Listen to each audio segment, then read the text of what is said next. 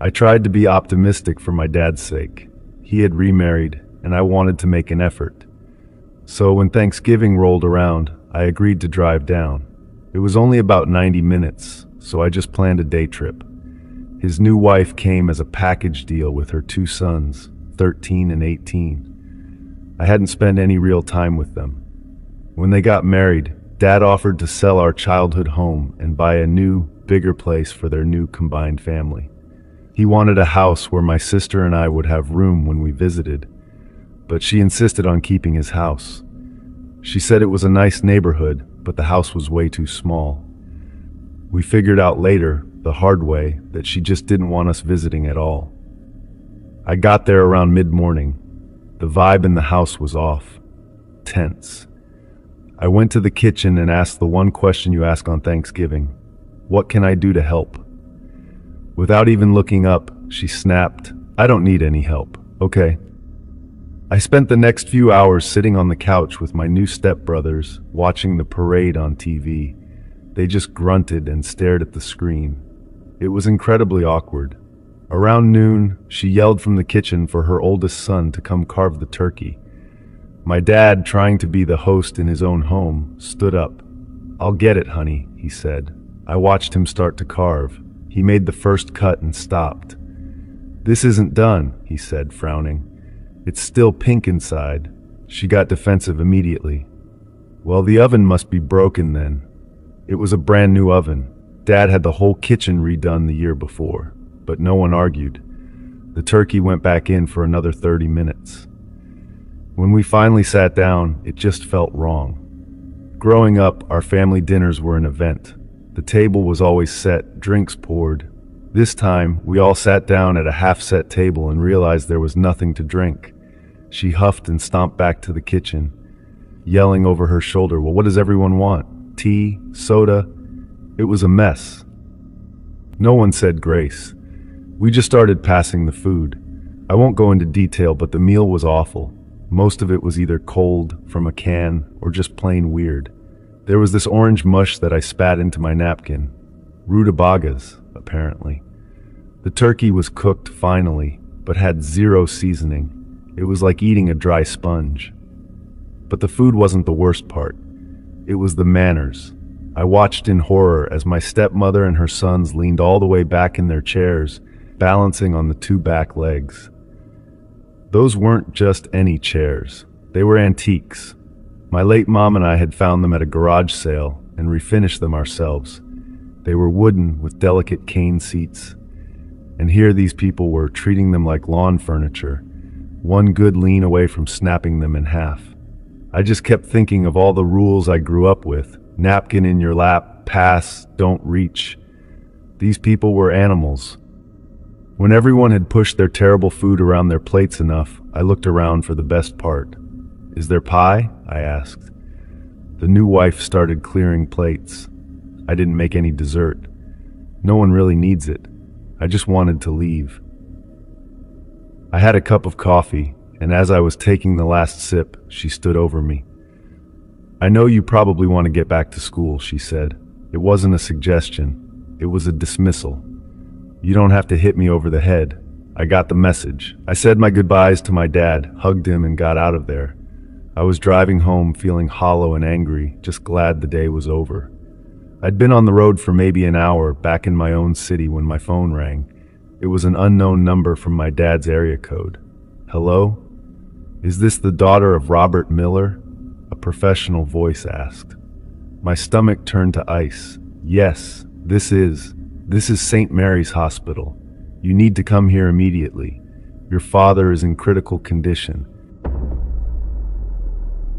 I don't remember the drive back. I just remember the red and white lights of the emergency room entrance.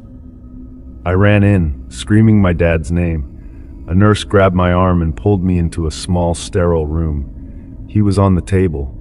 I got there just in time to see the doctor stop CPR and shake his head.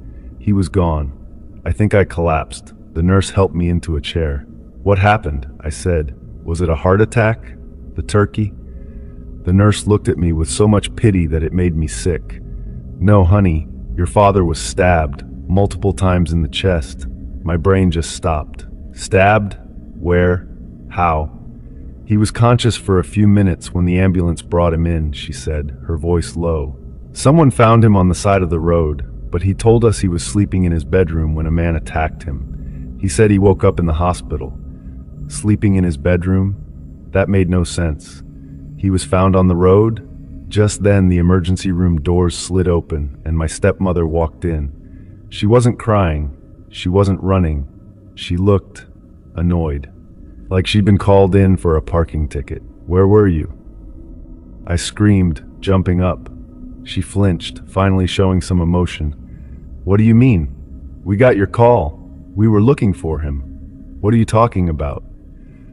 Your father, she said, her voice suddenly shaky and very fake. He asked me to go for a walk with him, to walk off the dinner. We went outside, but then he just never came back. We were searching everywhere. The nurse and I locked eyes. I turned back to my stepmother, my whole body shaking with a cold I'd never felt before. He went for a walk? I said, my voice quiet. That's funny, because the nurse just told me he was conscious when he got here, and he told them he was attacked in his bed. The color drained from her face. I had never seen real, pure fear on someone before. She knew. She was caught.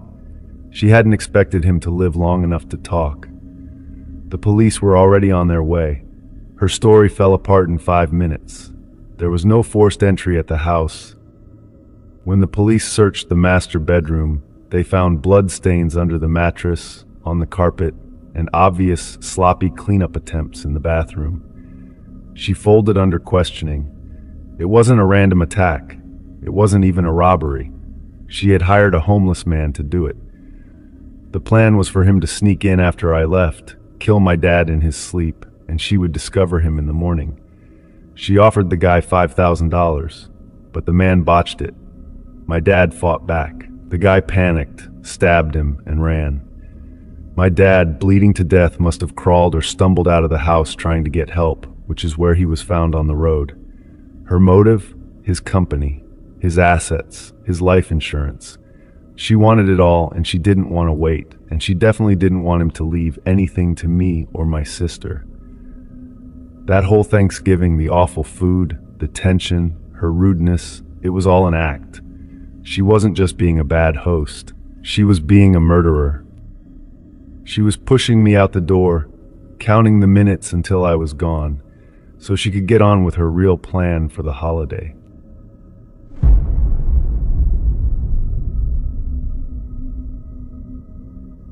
I'm 36 now, but this happened when I was 19, maybe 20. I was living in Truro, Nova Scotia. I was in that weird limbo after high school, not in university, working a crappy retail job, and just feeling completely, totally lost. I didn't have many friends, and my family was in a different province. I was lonely, and I guess I was looking for something. That's how I found this church. It wasn't one of the big old-fashioned ones. It was a community church that met in a rented hall. At first, it seemed perfect. Everyone was so friendly. People smiled, they hugged, and they invited me for coffee right after my first service. It felt like I'd found a family. But after a few weeks, something started to feel off. It's hard to explain. The smiles seemed a little too wide, a little too fixed. The way everyone agreed with the pastor, nodding at the same time. It felt less like a community and more like a club with rules I hadn't learned yet. It just felt a bit cult-like. Still, I was lonely, so I kept going. I even joined one of the weekly Bible studies. That's where I met Brandon and Martha. They were in their early 30s, I guess, and they really took me under their wing. Martha was kind, if a little intense, about a clean life. But Brandon, from day one, Brandon made me uncomfortable. He was the husband, and he was a leader in the group. He had this way of looking at me. It wasn't just a glance. He would watch me. I'd be listening to the pastor, and I'd just feel it, that feeling of being stared at. I'd look over, and Brandon's eyes would be locked right on me. He wouldn't even look away when I caught him. He'd just give this slow, faint smile. It made my skin crawl, but I kept telling myself I was being paranoid. He was a good church guy, right? I was just the new kid. The Bible study group was big on confession. They called it sharing your burdens to be set free. They'd go around the circle, and everyone would admit to a struggle. So when it was my turn, I shared. I was embarrassed, but I was desperate to change my life. I told them I didn't have a drinking problem or anything like that, but that I was lost. I confessed that I was spending all my time and what little money I had at this all-ages underground music venue downtown. It was called the Downstairs, just a grimy, dark basement where they had punk and metal bands. I told them I went every single Thursday, Friday, and Saturday night just to be in the crowd and feel the noise, because I couldn't stand being alone in my empty apartment. I told them I felt guilty, like I was wasting my life in this dark place, and that I really wanted to stop. I wanted help. Everyone was so supportive. They all said they'd pray for me. Martha put her hand on my shoulder and told me God had a better path. But when I looked at Brandon, he had that look again, not a kind one. It was a hungry look, a knowing one. And he smiled. A few weeks went by. I was really trying. I'd skipped a couple of weekends at the Downstairs. Then I heard that Martha was going on a 3-day women's retreat with the church. I was feeling extra lonely that Friday, and the urge to just go and not be alone was overwhelming. I caved. I told myself one night wouldn't hurt, and I went back to the Downstairs. The place was packed. The music was so loud you could feel it in your teeth. I got a soda and just leaned against the back wall, watching the mosh pit. I felt guilty, but also relieved to just be somewhere. And then I felt it. That same crawling skin feeling from church. I scanned the crowd, and my heart just dropped into my stomach. He was there. Brandon. He was standing by the sound booth just watching me. He wasn't dressed for a punk show. He was in his usual clean-pressed button-down shirt and slacks. He looked completely out of place, and he was just staring at me with that same awful smile. He saw me see him, and he started walking over. He moved through the crowd, and I was frozen. I couldn't believe it. He got right up to me. The music was deafening, so he leaned in until his mouth was right next to my ear. "I knew I'd find you here," he said. His breath was hot and smelled like peppermint. I tried to pull back. "What are you doing here, Brandon?" "I was worried about you," he said, not moving back. He put his hand on my arm, his fingers gripping me. "This place is not good for your soul. You know that." "I'm fine," I said, trying to pull my arm away, but he held on tight. "You're not fine," he said. He started to crowd me, using his body to push me back from the main room into the darker, narrow hallway that led to the bathrooms. People were pushing past us, but no one was paying attention. "You're all alone." "Martha's not here tonight, you know." He said it like we were sharing a secret. "I know," I said. My voice was shaking. "I have to go." "No," he said. His hand slid from my arm up to my shoulder, his thumb rubbing my neck. "I'm here to help you. I can save you from this." He leaned in closer, his face just inches from mine. "We should go somewhere quiet. We can pray together. Just you and me." "My car is right outside." I tried to push him, but he was a lot stronger than me. He pressed me against the wall. "Or we could go back to my place. It's empty. We can talk about your soul." He wasn't asking, he was telling me. The way he said soul made me feel sick. He was trying to get me to go into the men's bathroom with him. He was pushing me toward the door. "Come on, just for a minute. Let's pray." Something in me just snapped. It was pure panic.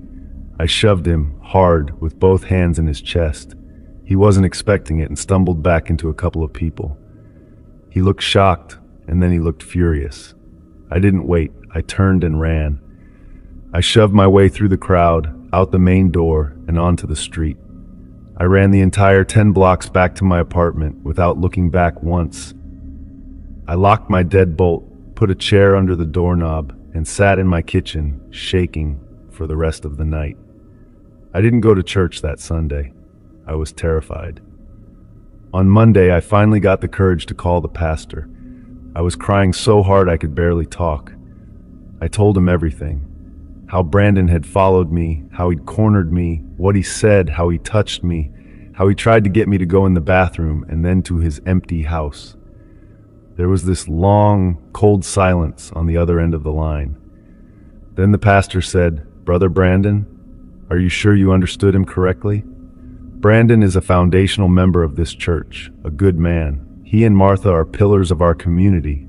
He actually mentioned to me that he was worried about you, that he felt led to go find you, to pull you out of that den of sin you're drawn to. He didn't try to help me. I was almost screaming. He was a predator. He tried to." "I think you're overwrought," the pastor cut me off.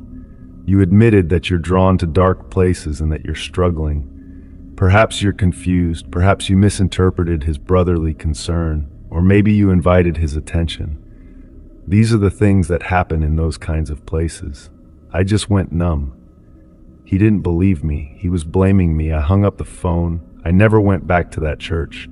I never spoke to any of them again. The scariest part of all of it, about a month later, I was in the grocery store, in the cereal aisle. I turned the corner, and there they were, Brandon and Martha. Martha saw me and gave me that big, bright church smile and waved. "We've missed you," she called out. Brandon just stood beside her, holding the cart. He didn't smile. He just stared at me, that same cold, empty, knowing stare. I didn't say anything. I just dropped my basket and walked right out of the store. I moved out of Truro 6 months later. I still think about that look. It wasn't a monster or a ghost. It was just a man, and everyone was on his side.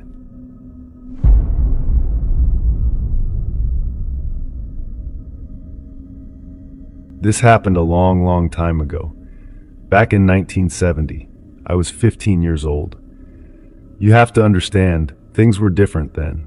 My home life wasn't great. My parents, well, let's just say they weren't paying much attention. So when summer came, I just left. Grabbed a backpack with a change of clothes and a few bucks and stuck out my thumb.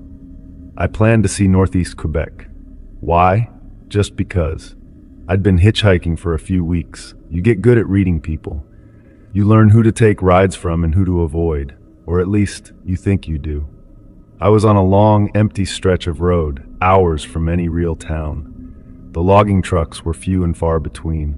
I was getting eaten alive by black flies when this big beat-up station wagon rolled to a stop. It had American plates. Inside were 4 guys. They looked to be in their mid-20s. They had long, stringy hair, but they wore old army fatigue jackets. The car smelled like stale beer and sweat. "Where are you headed, kid?" the driver asked. He had a thick accent. "North," I said. "Whatever way you're going. We're headed north. Hop in." I threw my bag in the back and squeezed in. The guy next to me didn't even move, just stared out the window. The driver, let's call him Red, was the only one who talked. The other 3 were just quiet, a heavy, angry kind of quiet. I learned pretty quickly they were vets. They didn't say it, but they talked about the war and the jungle in a way that wasn't like on TV. They were angry at everything.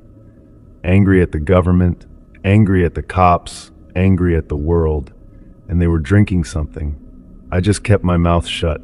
I was a 15-year-old kid, and these were grown men. I figured I'd ride with them to the next town and then make an excuse to get out. In the back, half covered by a sleeping bag, I saw the wooden stocks of at least 2 rifles. This was Quebec, so hunting rifles weren't strange, but something about these guys having them made my stomach tighten. We drove for hours.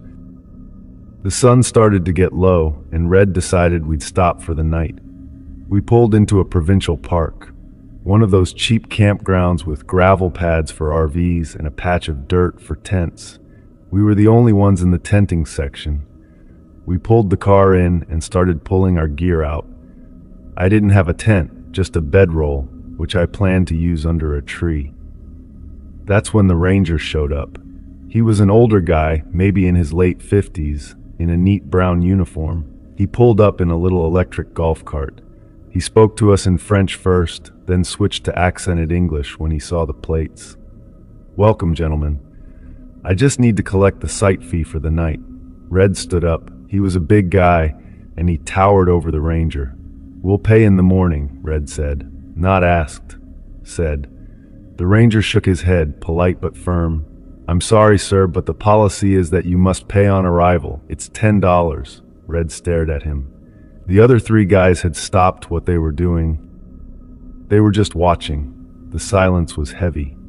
"We don't have it right now," Red lied. I'd seen him flash a roll of cash at a gas station earlier. The ranger sighed. He looked tired. "Then I'm afraid I have to ask you to leave the park." "We're not leaving," another guy said. The skinny one from the back seat. The ranger looked from Red to the skinny guy. He was one man, and we were four. Well, five, but I didn't count. He must have done the math. "Look," the ranger said, "I don't want trouble. I'm going to make my rounds. I'll be back in 30 minutes. If you don't have the fee, you have to be gone, okay?" He didn't wait for an answer. He got in his cart and drove off, his little electric motor just a quiet whir in the twilight. The second he was out of sight, the mood changed. It went from angry to cold. "That pig," Red muttered. "He'll be back," the skinny guy said. "He'll bring the cops." "No, he won't," Red said. He walked to the back of the station wagon and pulled the sleeping bag off the rifles. He picked one up, checked the action. My blood went cold. I wasn't a part of their group, I was just there. "He comes back," Red said. "He doesn't leave." They started planning it. Not like in a movie. It was quiet, matter of fact. They talked about it like they were planning to chop wood. "He'll come from that loop," the skinny guy said, pointing to the gravel path. "You get in those trees, Red. I'll stay by the car. When he stops, you take him." "What about the kid?" one of them asked, nodding at me. I froze. My heart felt like it was going to break out of my chest. Red looked at me, a long, empty look. "The kid's fine. He's with us. Aren't you, kid?" I just nodded. I couldn't speak. They were going to kill this man. A park ranger. Over $10. I realized then that it wasn't about the money. They just wanted to. They were broken. And I was stuck in the middle of nowhere with them. I thought about running, just bolting into the woods. But it was dark now. And they had rifles. And the car... I wouldn't get a mile. I had to do something. We waited. 10 minutes. 20. Every sound in the woods made me jump. Then I heard it. The faint whir of the golf cart. It was coming back. Red nodded at the skinny guy and they both moved. Red melted into the trees at the edge of the campsite, the rifle held low. The skinny guy stood by the car, his hand in his jacket pocket. The cart's headlight cut through the trees. It was getting closer. I didn't think. I just acted. I stood up and ran from the campsite, waving my hands right into the middle of the gravel path. The ranger slammed on the brakes, skidding a little. He looked terrified. "Son, what's wrong?" "Get out of the road." I ran right up to his cart. I was breathing so hard I could barely talk. "You have to go," I hissed. I was almost crying. "You have to go right now." "What are you talking about?" "They have guns," I said, pointing back at the campsite. "They're waiting for you. They're going to kill you. Please, just go. Don't come back." He looked past me into the darkness of the site. He must have seen something. A shadow, the glint of the rifle. His face went white. He didn't say thank you. He didn't say another word. He jammed the cart into reverse, spun it around in the gravel, and was gone. He didn't even turn his headlight back on. He just vanished into the dark. I stood there for a second, shaking. Then I had to walk back. It was the longest walk of my life. Back to the campsite. Back to them. Red stepped out of the woods. The skinny guy took his hand out of his pocket. They were both staring at me. "Where'd he go?" Red demanded. My mind was racing. "I don't know," I stammered. "I went to use the bathroom in the woods. When I came back, he was just driving away. Fast. I think he got scared." Red stared at me. He was trying to figure out if I was lying. It felt like an hour, but it was probably 10 seconds. I was sure he was going to hit me, or worse. Then he just laughed. "Coward," he spat. He threw the rifle back in the car. Probably went to call the cops. "We should go," the skinny guy said. "We're not going anywhere," Red said. "Let him come." But no one came. We sat there all night. I didn't sleep. I just sat with my back against a tree. watching them, flinching at every noise. The craziest part, the part that really sticks with me, I stayed with them. When the sun came up, they packed up the car, and I got back in. I didn't know what else to do. I was 15 years old, in the middle of nowhere, and I had just stopped them from killing a man. If I tried to leave, what would they do to me? I had seen who they were. I rode in that car with them for 2 more days. It was the worst 2 days of my life. Pure, silent terror. Every time we stopped for gas, every time we pulled over on the side of the road, I thought, this is it. They're going to take me into the woods. They never mentioned the ranger again. They just drank and drove, wrapped in that same heavy, angry silence. On the 3rd day, we pulled into a small town to get food. Red gave me $5 and told me to go into the general store and get bread and soda. I took the $5. I walked into the store, and I never looked back. I walked straight through the store, out the back door, and just ran. I ran until my lungs burned. I hid in a ditch by the highway for an hour watching the road. I never saw that station wagon again. I saved that ranger's life, I'm sure of it. But I also saved myself.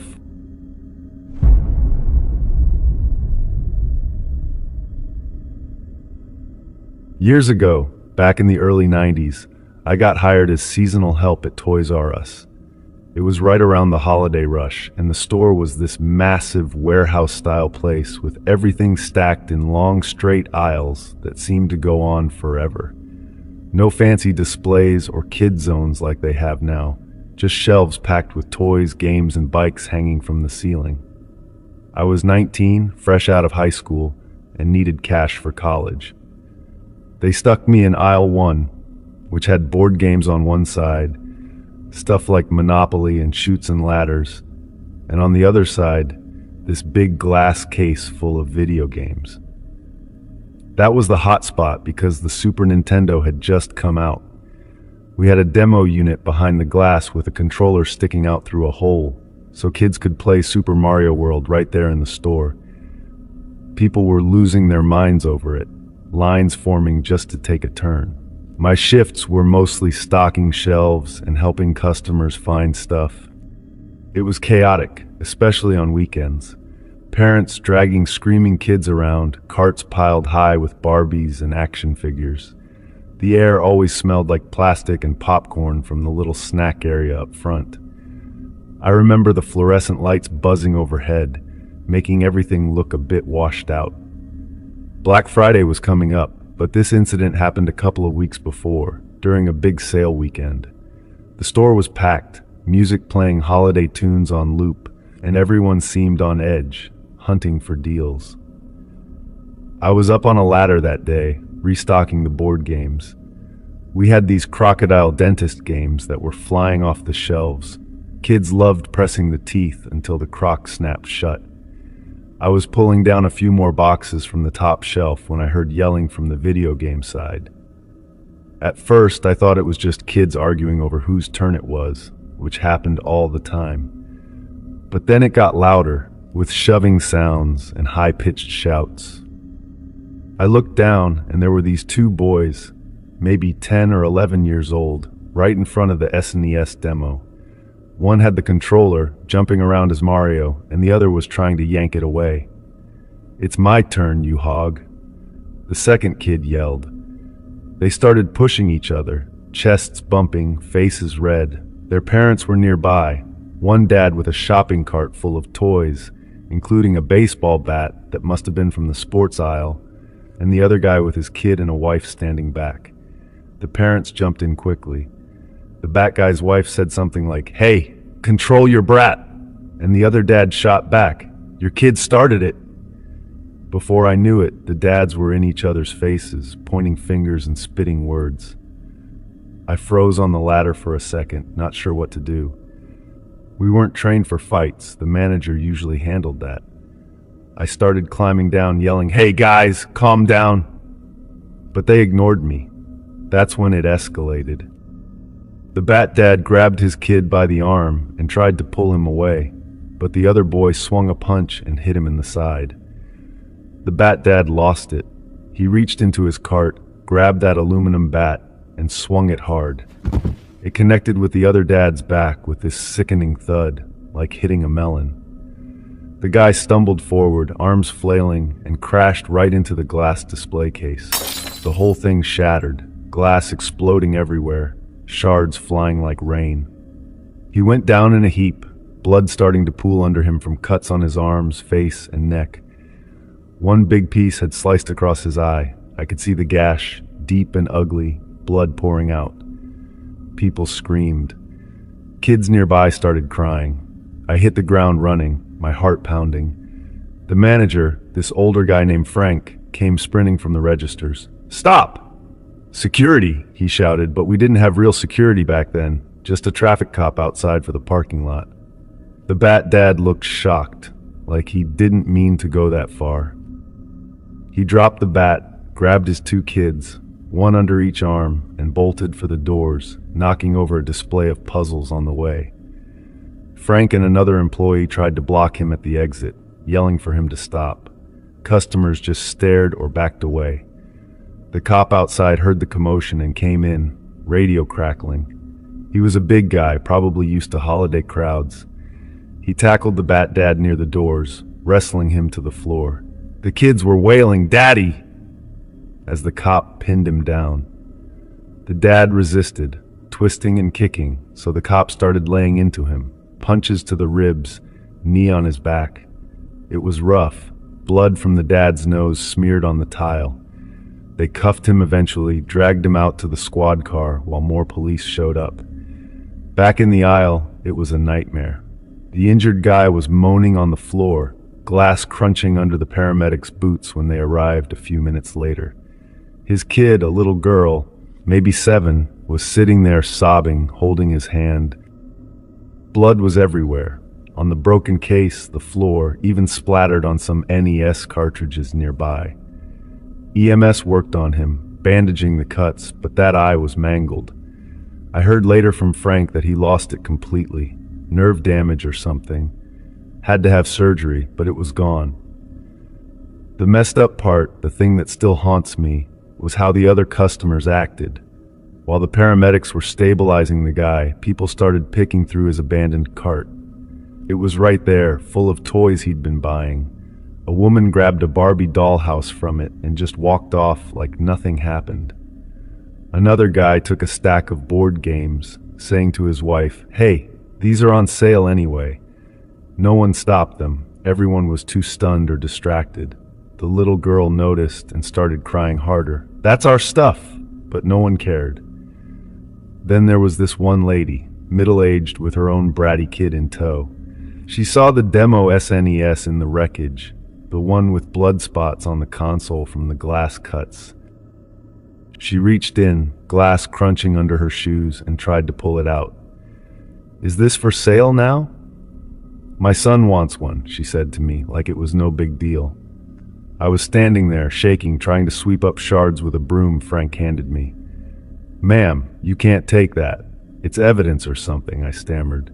She argued, "But it's just sitting there, and we drove all the way here." Frank had to come over and tell her to back off before she finally huffed away. The store shut down the demo after that. They locked up the SNES units tight. You had to ask a manager to open the case just to look at one. Sales dropped in video games for a bit, but people forgot quickly. The holidays kept rolling, and Black Friday was even worse. Fights over Tickle Me Elmo, or whatever was hot that year. But me? That day changed everything. Seeing how fast things turned violent over a stupid game, how people turned into animals for cheap plastic crap, it stuck with me. I quit after the season ended. Couldn't stomach the crowds anymore. These days, I stay home on Black Friday, order stuff online if I need it. No way I'm stepping into a store during the rush. People are heartless when it comes to deals. They'll step over a bleeding man just to save a few bucks.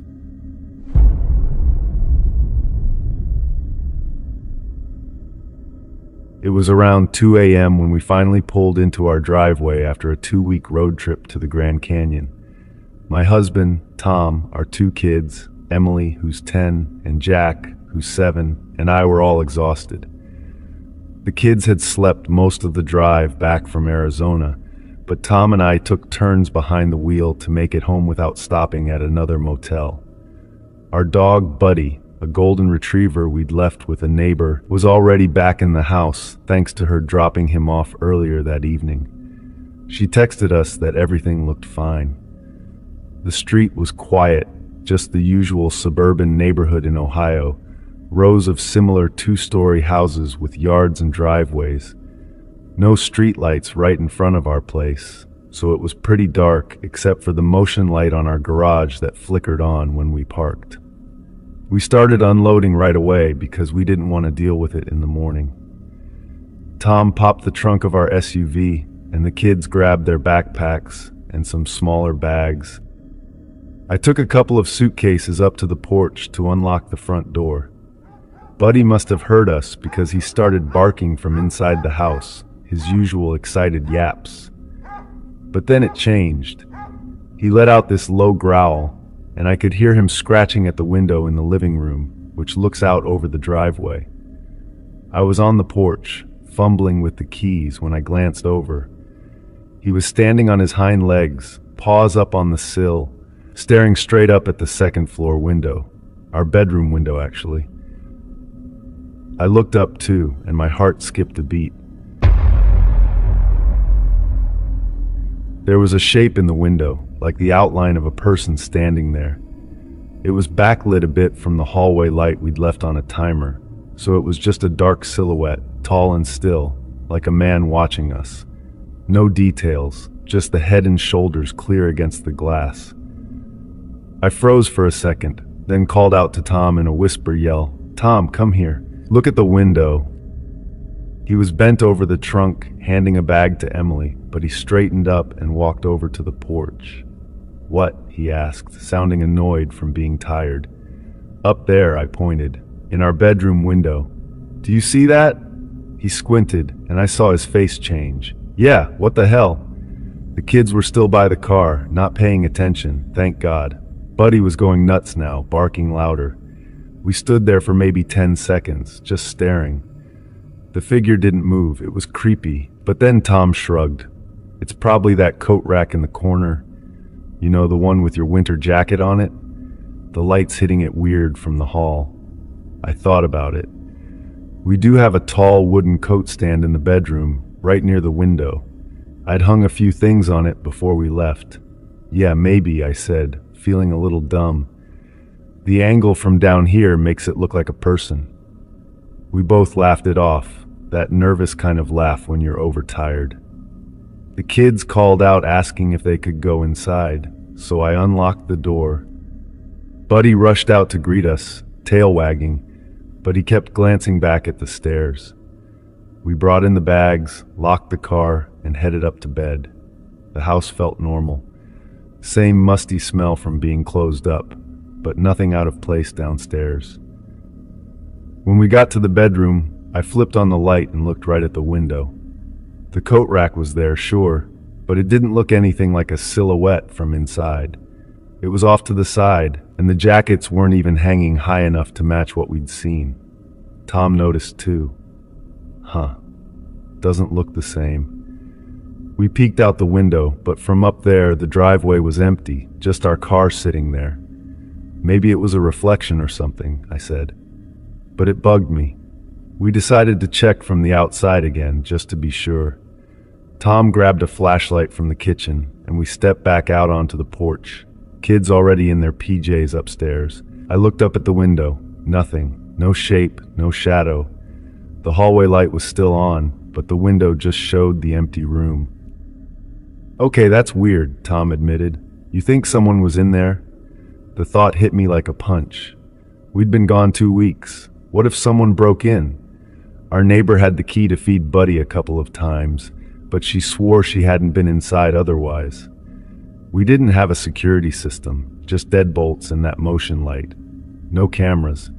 We went back in and searched the house top to bottom. Started with the basement, laundry room, storage boxes, furnace area, nothing. No broken windows, no mess. Upstairs, we checked closets, underbeds, and even the attic pull down. The kids' rooms were fine, our room too. Bathroom cabinets, hallway closet, downstairs, kitchen, living room, garage. We even looked in the backyard shed, though the door was locked like we had left it. Found absolutely nothing. No footprints, no missing items, no signs of forced entry. The doors and windows were all secure. By then it was almost 3:30 a.m. and we were wiped out. Probably our imagination, Tom said. Long drive, night, eyes playing tricks. We never called the police. What would we say? We thought we saw a shadow. They'd think we were crazy. Plus, nothing was stolen or damaged. We crashed into bed, Buddy curling up at the foot like always. I fell asleep quickly, but woke up around 6 a.m. to the sound of something, a faint creak like a floorboard upstairs. Our house is old, built in the 70s, so it settles sometimes. I listened, but it stopped. Tom was snoring. Kids were still out. I chalked it up to the house waking up with the heat kicking on. The next day was normal. Unpacked, did laundry, grocery run. But that evening, while making dinner, Buddy started growling again, staring at the basement door. He wouldn't go down there when I tried to let him out for a pee. I opened the door, nothing but the usual dim light from the bulb. I went down myself, flipped on the switch, and looked around. Empty. But on the way back up, I noticed a small scuff on the wall near the stairs, like a shoe mark. Could have been from before, though. We have kids, marks happen. That night, I couldn't sleep well. Kept thinking about that silhouette. Was it really the coat rack? From outside, it had looked so human. Shoulders squared, head tilted like it was watching us unload. I got up around midnight for water, and as I passed the living room, I glanced at the window. The street was empty, but I had this feeling like eyes on me.